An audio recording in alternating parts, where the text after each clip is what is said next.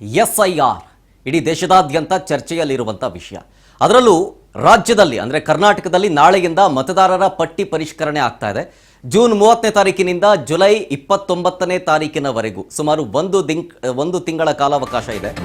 ಮನೆ ಮನೆಗೂ ಭೇಟಿಯನ್ನು ಕೊಟ್ಟು ಮತದಾರರ ಪಟ್ಟಿ ಪರಿಷ್ಕರಣೆ ಮಾಡಲಾಗುತ್ತೆ.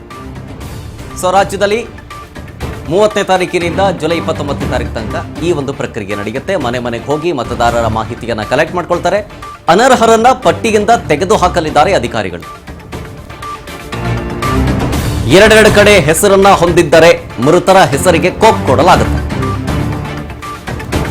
ಎರಡೆರಡು ಕಡೆ ಹೆಸರಿರೋರು ಆಮೇಲೆ ಮೃತರು ಜೊತೆಗೆ ಅರ್ಹರ ಹೆಸರೇನಾದ್ರೂ ಕೈ ಬಿಟ್ಟಿದ್ರೆ ಅದನ್ನು ಸೇರ್ಪಡೆ ಮಾಡುವಂತ ಪ್ರಕ್ರಿಯೆ.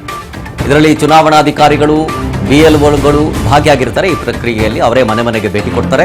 ನಾಳೆಯಿಂದನೇ ಶುರುವಾಗುತ್ತೆ ಮತದಾರರ ವಿವರಗಳನ್ನು ಪರಿಶೀಲನೆ ಮಾಡೋದಕ್ಕೆ. ಈ ಸಂದರ್ಭದಲ್ಲಿ BLOಗಳು SIR ಅರ್ಜಿಯನ್ನ ಕೊಡ್ತಾರೆ. ಮತದಾರರು ಆ ಅರ್ಜಿಯನ್ನ ಭರ್ತಿ ಮಾಡಿ ಸಹಿ ಮಾಡಬೇಕು ಅಂತ. ಅಂದ್ರೆ ಪರಿಷ್ಕರಣೆ ಅಂತ ಬಂದ್ರೆ ಕೇವಲ ಅನರ್ಹರನ್ನ ತೆಗೆದು ಹಾಕೋದಷ್ಟೇ ಅಲ್ಲ, ಅರ್ಹರನ್ನ ಪಟ್ಟಿಯಲ್ಲಿ ಸೇರಿಸೋದು ಕೂಡ ಸೇರಿರುತ್ತೆ. ಇದರಲ್ಲಿ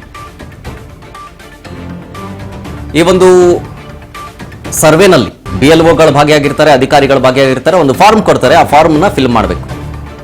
ಆಮೇಲೆ ಇಫ್ ಇನ್ ಕೇಸ್ ಎರಡೆರಡು ಕಡೆ ವೋಟರ್ ID ಇದ್ರೆ ಅವರನ್ನು ಕೂಡ ತೆಗೆದು ಹಾಕಲಾಗುತ್ತೆ. ಜೊತೆಗೆ ಮೃತರ ಹೆಸರನ್ನು ಬಿಡಲಾಗುತ್ತೆ. ಆಮೇಲೆ ಯಾರ್ಯಾರು ಇರೋದಿಲ್ಲವೋ, ವೋಟರ್ ಲಿಸ್ಟ್ ಅಲ್ಲಿ ಹೆಸರಿರೋದಿಲ್ಲವೋ ಅವರನ್ನು ಕೂಡ ಈ ಒಂದು ಪಟ್ಟಿಯಲ್ಲಿ ಸೇರ್ಪಡೆ ಮಾಡ್ತಾರೆ.